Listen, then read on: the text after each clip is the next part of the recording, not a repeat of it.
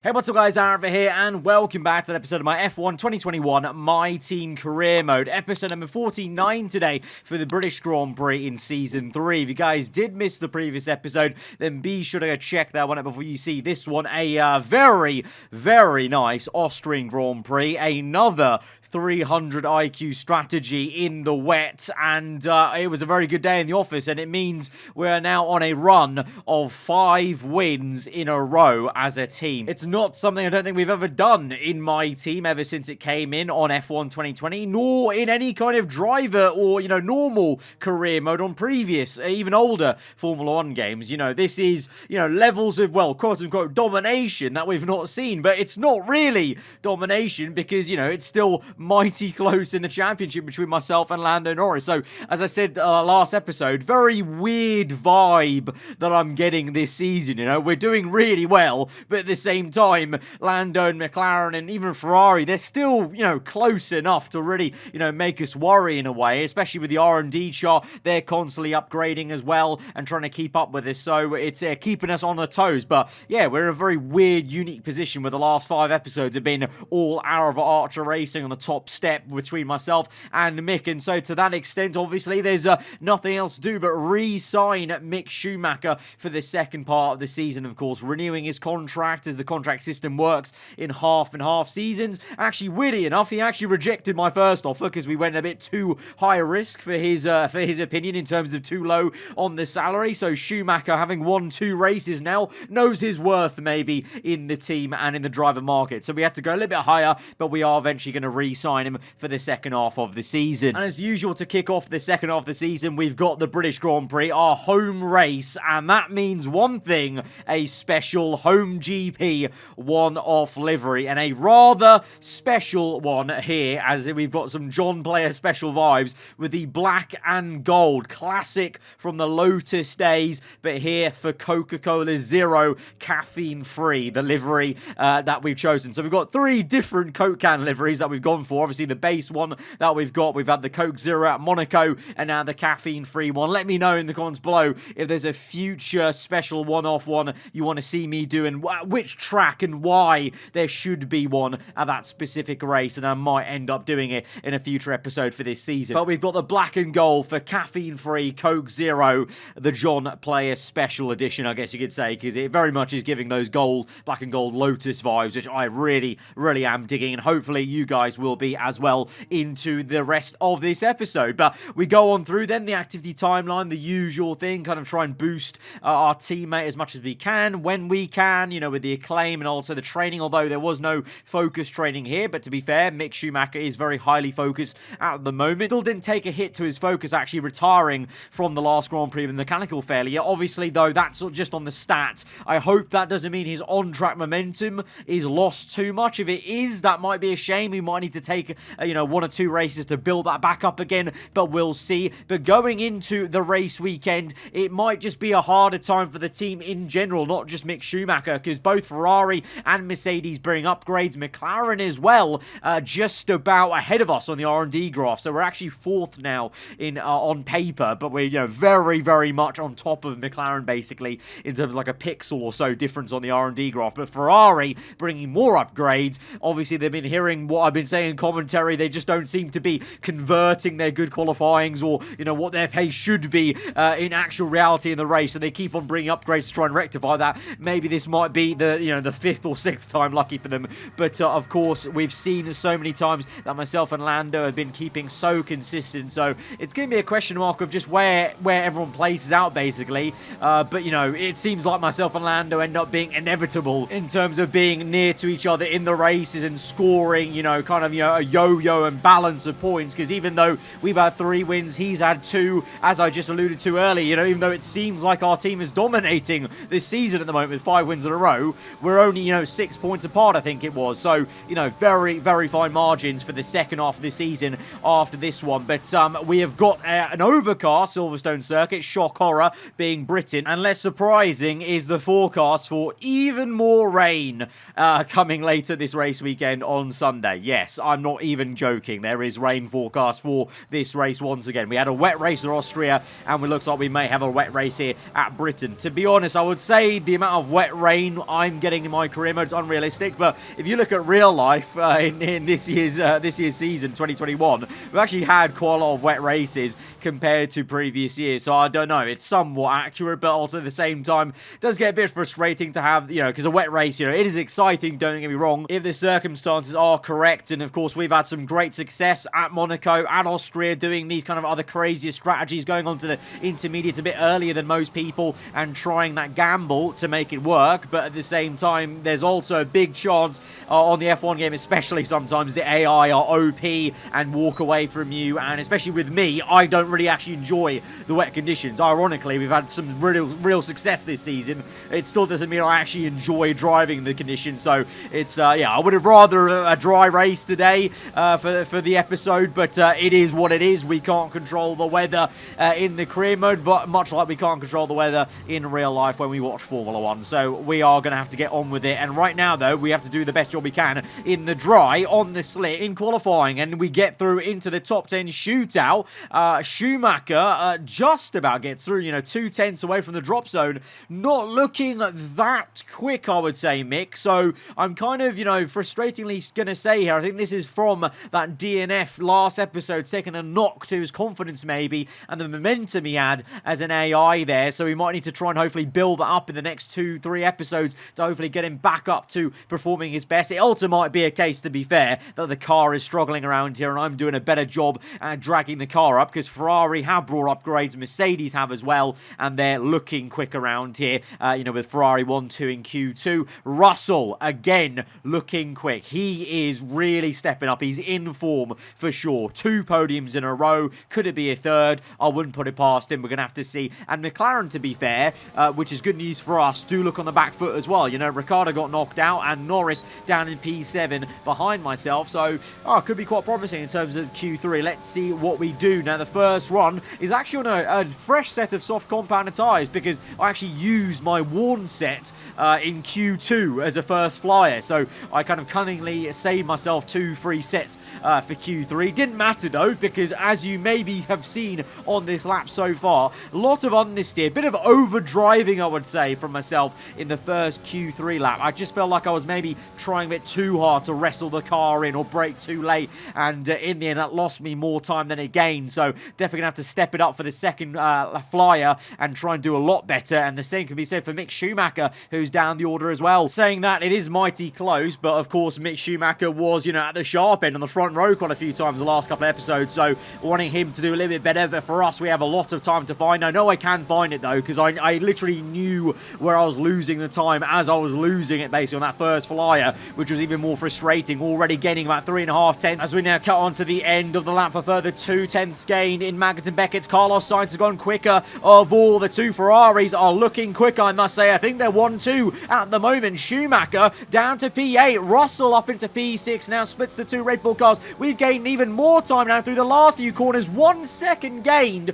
That was 5 tenths found in the last sector, and that catapults us up into P6. It's good enough just to be alongside Lando Norris on the 3rd row of the grid. So once again, us two find each other on the grid, the 2 championship rivals at the top of the standings right now. But it's Ferrari who take victory on Saturday here. 1-2. Can they actually finally convert this into a win around here at Silverstone? And Russell, in the end of it, I thought he was P6, but it looks like he was P3 then in the end. 2nd row for the Alpine. That is insane stuff from Russell. Really, really quick speed. And Schumacher, like I said, struggling. I think took a knock to the momentum he had from that DNF in Austria. Really annoying, I must say, for the team, but also I guess just for you guys as well. I think a lot of you were enjoying seeing Mick Schumacher do that well.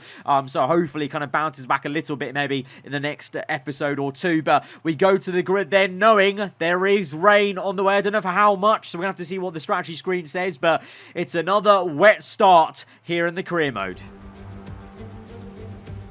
Welcome along then to Great Britain and the Great Silverstone Circuit for today's Grand Prix. Silverstone Circuit then, it's 3.6 miles long and has a total of 18 corners, and of course is no stranger to the rain.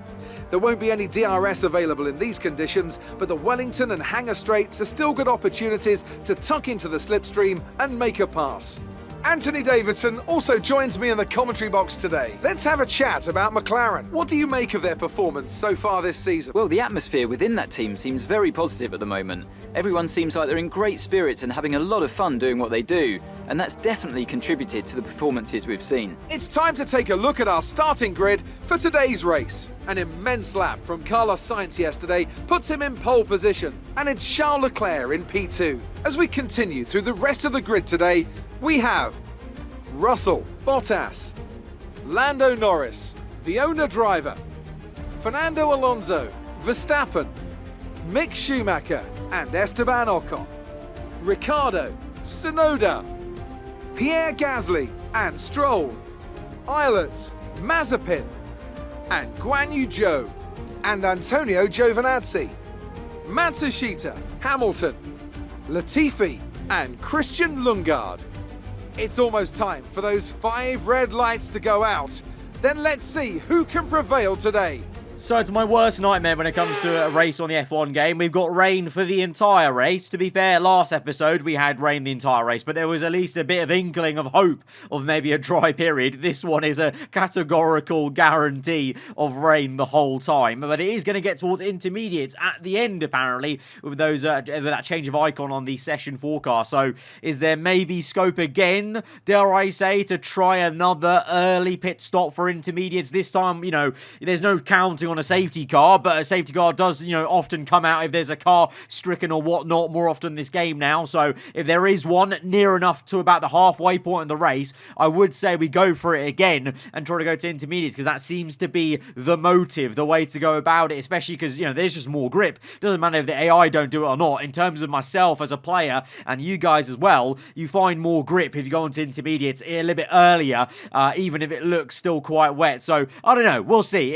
I don't think it's going to be a copycat of Austria, but let's see how this one goes. It's a full wet start though, so it's always going to be nervous times at the beginning, and let's see if there's more chaos like there was in Austria with plenty of crashes and safety cars. It's the home Grand Prix though, the British Grand Prix, and we are in a lovely black and gold livery today. Let's hope it brings us some luck as we go to 5 red lights and we're underway for the British Grand Prix, and it's a nervous start. A lot of wheel spin in third gear, I must say, and Verstappen, or Alonso rather, nearly gets us round the outside. We are able to re-overtake him. We send one down the inside of our championship rival, Lando Norris. Very close on the left-hand side, I must say. There, I had to kind of almost stop myself just going into the side pod of him in Village, as the 2 Ferraris are still 1 and 2 then. Sainz still leads the way from Leclerc, Russell ahead of Valtteri Bottas, and then we're pressurising Lando Norris right up his gearbox as we enter Brooklands and then into Luffield, trying to find an opening for an early overtake, which could be quite crucial, you know, in a wet race like this, as we take a wide line to tighten up the corner and we get a beautiful launch. And now we're going to find ourselves alongside Lando Norris using all the ERS. It's a drag race down into Copse, but it's one that McLaren is winning, as Lando just about manages to keep that McLaren on the road and keep that ahead of us, as we were very close from making some major contact with him, but we kept it clean, unlike Hamilton v Verstappen, and we lived to fight another day in P6. But I really thought we could have had him there, but the McLaren was very quick and he had the better racing line. But we go again, maybe now into Stowe. We're going to go for a bit of a feint dive bomb, but in the end not going to work. Again, getting so perilously close to the rear end of that McLaren. So yeah, the two championship rivals, we really are joined at the hip at the moment in this British Grand Prix, which is of course both our home races. Obviously the home race for McLaren and the home race for our team as well. So it's all, you know, British vibes going on here in P5 and P6, and we're both now catching up to Valtteri Bottas. It's lap number 5 now, so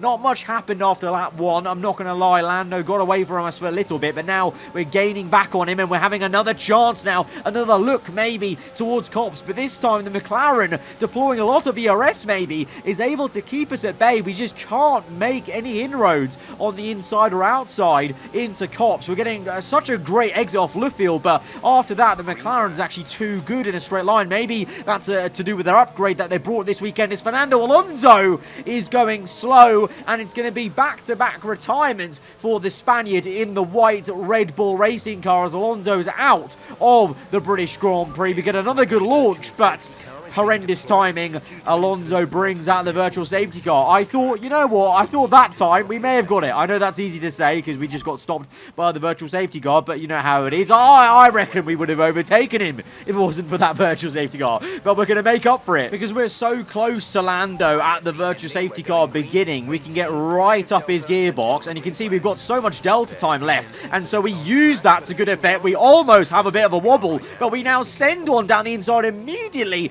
after the virtual safety car has ended, and we go right around the outside of him into the second last corner, into the last corner. We're up into 5th place now. Very, very cheeky and opportunistic move to get ahead of our championship rival. We're up into P5 now, trying to do the best job we can and defending against him though, because Lando has been quicker. The McLaren has been quicker in a straight line, especially, you know, with the acceleration we've seen off Luffield. So we're trying our best to keep him at bay whilst also trying to catch Bottas. Bottas just about within a second or two, I would say. But at the moment, very much looking behind me rather than ahead of me. And Lando Norris is coming at a rate of knots. The McLaren pulls out to the left-hand side. We squeeze him into Brooklands. He's on the inside. We've got a bit wide there, trying to cut in for a tighter racing line, doing the double kind of yo-yo pincer effect into the apex to try and get a good exit. But it doesn't really work in Luffield because I go a bit too slow mid-apex and we don't get the run I exactly wanted. So we're actually just, you know, we've just been overtaken. We're back down to P6 then, and we're back to square one.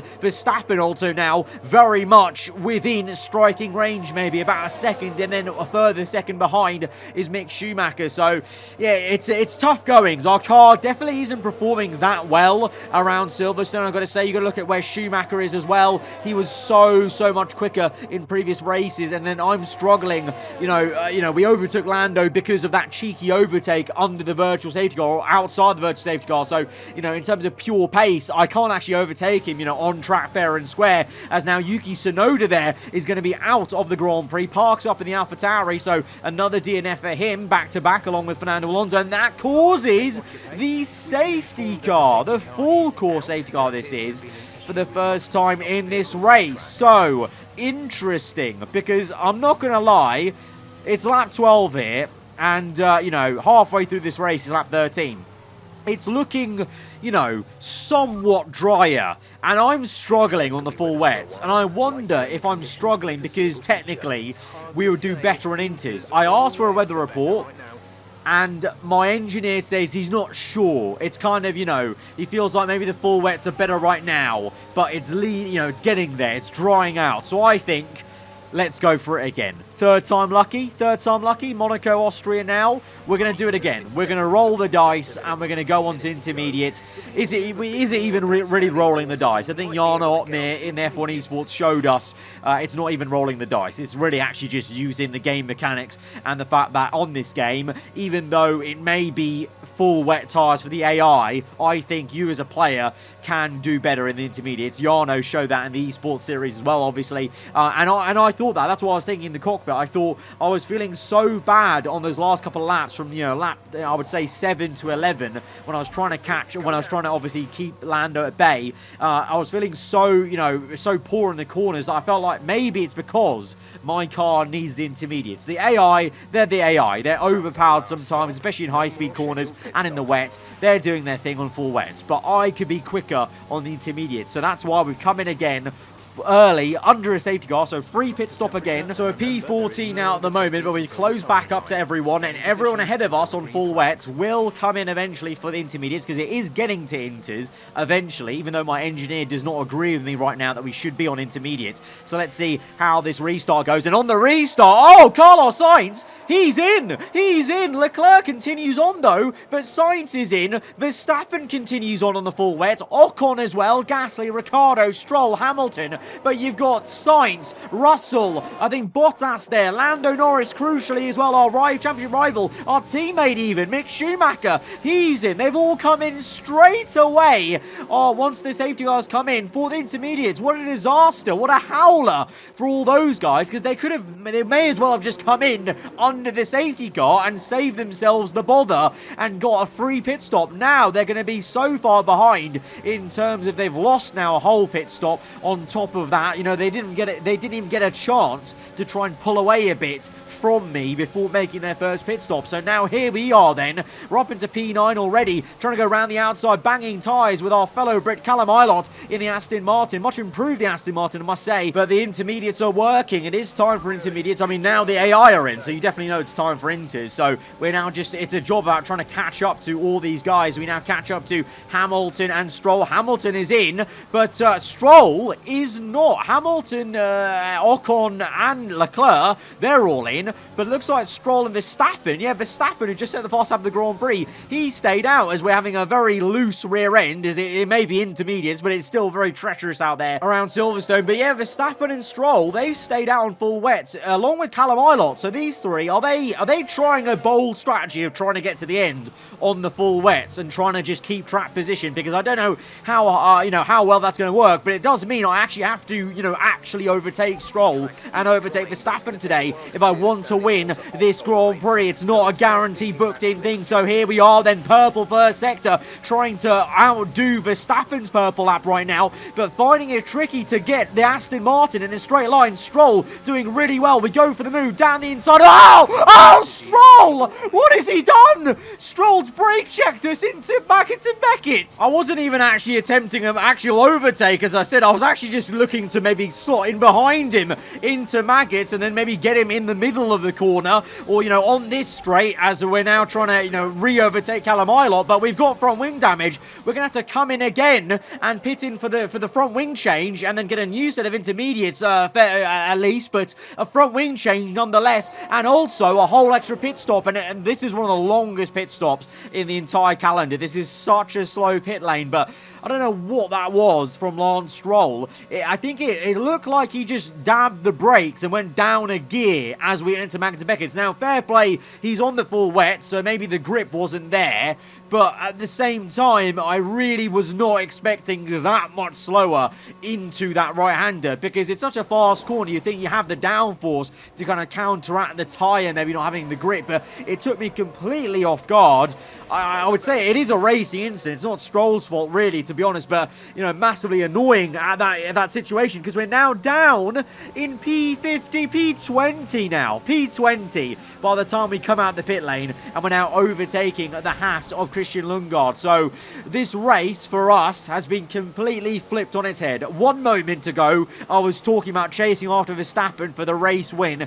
Back-to-back wins from Austria, that would have been. Now, we're looking at trying to recover any sort of points in this race. P19, we've only got 9 laps to go. Who knows what we can do? There might be some more drama, though, because those guys up the road on the wet tyres, they could hold up people, and we could try and close back up to some points. As we're now flying through a lot of these slower cars, remember, a lot slower on the R&D graph, so we'll catch a lot of these guys. There'll be a bit of an overtaking montage for the next couple of laps as we catch up to the likes of Mazepin, Mashishita in the Haas, and obviously now we're on fresh intermediate, so that might be a slight advantage. And it was only a small inkling, but that small period of intermediate running before I hit the back of Stroll, I felt like our car was working so much better in those conditions in terms of the pace relative to everyone else. I think was going to be a lot better. So let's see what we can do in clean air once we get past all these slower cars. We close up now to the second half of the afternoon, and we're now up into P15. Now we've got to catch up to Guan Yu Zhou, and then it's Schumacher in P13. Schumacher got caught out massively, it would seem, in that kind of pit stop gaggle after the safety cars. We now send one down the inside of Guan Yu Zhou on lap number 19. So we've got now just about 6 laps to go in this Grand Prix as we go across the line, and we've set the fast lap of the Grand Prix. So we've got some pace in the tank, but we're kind of banking on others ahead of us making things happen for us. And what I mean by that is the likes of Verstappen, Stroll, Callum Ilott here, the top 3, they're on the full wet tyres. They are literally going to the end. If you remember back to Season 1, this happened to us. This happened to us in Season 1, where a couple of AI, and I think myself, decided to stay on full wet tyres, and others were on intermediates chasing after, and that's exactly what Leclerc and the rest of us are doing. But if Verstappen, Stroll and Ilott are slow enough, but also at the same time annoying enough to these guys and hold them up in the corners, we could make some massive gains whilst they're kind of stuck behind each other. Let's see. Leclerc, though, he's got got massive overspeed. The Ferrari obviously was very, very quick in race trim and in quali trim, so he breezes past Ilott. But the others, you know, Bottas, maybe even the likes of Lando Norris, the Alpines, they could be slow enough maybe that they don't, you know, they don't just breeze past the Aston Martin like that. And especially Verstappen, I don't know. I don't know who's going to win this race, you know, because the gap's quite large. There's only 5 laps left. I don't really know if Leclerc's going to catch Verstappen for the race win. So Verstappen might just have the 300 IQ medal today at Silverstone. But look at this. Ilott already is holding up Bottas there. So that's what we need. That's what we need Ilott and Stroll to do if Stroll is going to get involved as well in some of this. Is we need him and Ilott to hold them up like this. You can see just, you know, he's now, you know, let Bottas by, but he's made it quite difficult. He's already lost Sainz and Lando so much time as Sainz makes a lovely move around the outside, though, of Luffield, it must be said. But here goes the McLaren now. But look at Ilott. He closes the door, and Lando can't make a move, can he? Into the inside of Cops? Yes, he can, just about. But actually, no. The Aston Martin makes some contact, and he's side by side now. He finishes off the move. Russell round the outside and make it to Beckett, but they've already lost a couple of seconds. So if they lose a couple of more seconds to Lance Stroll, maybe there's a tiny chance that I could maybe end up getting points, because if we look further back down the road is now the likes of Ricciardo and Gasly and Ocon close up to Ilott. We are there. We're in the background. Schumacher's there, and we are gaining on Mick Schumacher. So it's not all hope is lost. And like I say a lot of the time, especially on the Formula 1 game, never say never in this sport and on this game. Because now we're closing up to Callum Ilott. He was in 3rd place at one point. He's still in the full wet tyres, and he's just got no pace at all. I kind of feel bad for Aston Martin trying the gamble. Verstappen as well, but unlike with Verstappen, I don't think Aston Martins have the pace, as now you're seeing Lance Stroll being overtaken. Stroll's down to P5. You've got Leclerc out in P2 chasing after Verstappen, but now Bottas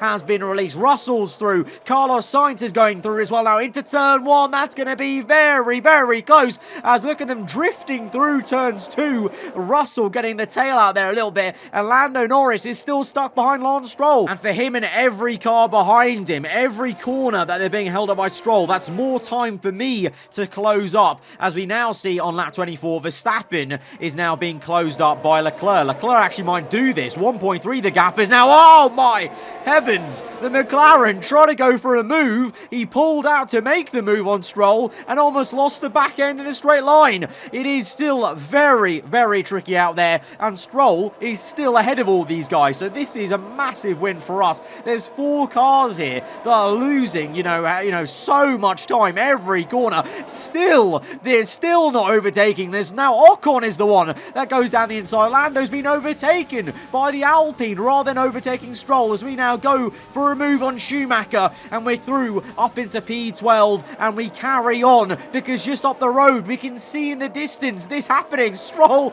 is doing wonders for our team. He's doing wonders for us. He's held up our rival so much. He's nearly held him up for a whole lap here, as now the 2 McLarens go either side of the Aston Martin, and Ricciardo and Lando Norris are through. Lando up into P7, Ricciardo P8, and now Stroll is holding up Pierre Gasly and Lewis Hamilton, and we have just about arrived on this scene. Look at that. We can see the McLarens up the road. The wet tyre runners, the 2 Aston Martins at least, they've done us a solid favour, because here we are now looking to make a move on Hamilton and Lance Stroll up into P11. Stroll's up next. Gasly's already got past him, so we make a diving move down the inside of the Canadian, and we're up into P10. We're in the point. We've got 1 point now in this race, and we've got the fast lap of the Grand Prix, so that's 2 points. So if the race ended like this, I would take it. I would take it, because at 1 point we were in last place, 20th place. To get 1 point or 2 points if we keep the fast lap of the Grand Prix,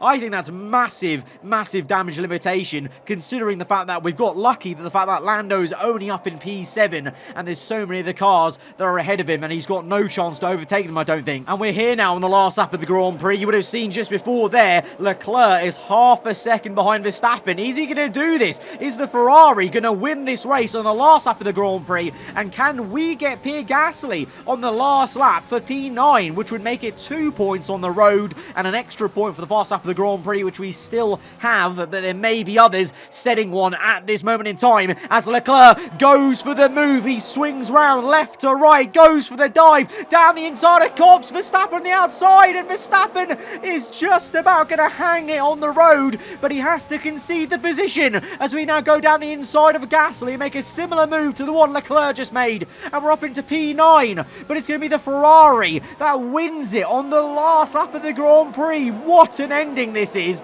and to be fair to him, still what a gamble and drive by Max Verstappen to get P2 is still quite something on the full wet compound tyre, but Leclerc gets through. He has the speed to make up the extra pit stop, and he's going to come through for first place at the British Grand Prix. Ferrari back on the top step of the podium, Lando Norris in P7, and we've made it up to P9. What a damage limitation recovery drive this has been. We got very lucky as well, though, to be fair, as Lando nicks the fast up of the Grand Prix, but we nick it back at the end. What an ending, what an ending. He got purple, we took it back, and so we get the extra point, and every point is going to matter in this season, I think. Oh my god, that was a drive and a half at the end to get that. Plenty of action here at Silverstone. It was a memorable race, and what an impressive victory. Anthony Davidson, a resounding victory today. What set them apart from the rest? Well, keeping their tyre temperatures up in the tricky wet conditions was really important. There's not much grip out there at the best of times, and it's 10 times worse if you're out there on cold tyres. So the way they kept the rubber in its proper operating window was a huge advantage today. And here we are, a team that is no stranger to the podium, taking their place on top once again. A sublime race today, and a stunning win for Ferrari. Well, Ferrari finally win again in Season 3. Obviously, Carlos Sainz, that win in the second round seems so far ago now at Imola. But Ferrari now have their second win and a win for both their drivers. So I think that's going to be a big booster for them, for their morale, I think. And we need to be wary. I've said this before. We need to be worried because Ferrari, you know, even though they've not had the best season yet, they could still come back through. They both look quick. Sainz, I know, wasn't on a podium, but still P5 is a good amount of points in a season where it's so tight. And for us, though, I'm just really happy we're able to come home with 3 points and kind of, you know, reduce the deficit that, you know, and reduce the damage that Lando Norris was going to do to us in the championship, because he's now only 3 points behind us. But it could have been so much worse, you know, when we crashed with Lance Stroll earlier on in the Grand Prix. But look at that, the constructors, Ferrari are now in second place, and they're only 34 points behind us. That's not a lot. That is not a lot. So it is game on in the constructors between us, Ferrari and McLaren, I feel, and it's still very much game on the second half of the season to come between myself and Lando Norris. Maybe others to join, I don't know, but at the moment it looks like it's a 2-horse race. We're going to have to see, though, how things go. But this special one-off livery at the home Grand Prix wasn't, well, I mean, it was half lucky for us at the end, because there was a lot of luck involved at the end for us to close back up, but it obviously wasn't that lucky with the crash. But it is what it is. We've made it through, and we just did the best job we could with the scenario we were given and we had in that race. Guys, if you did enjoy the episode, hit that like button. Let me know what you thought in the comments below. If you're around here, then do get subscribed for weekly Formula 1 content, and I'll see you guys next time. Goodbye.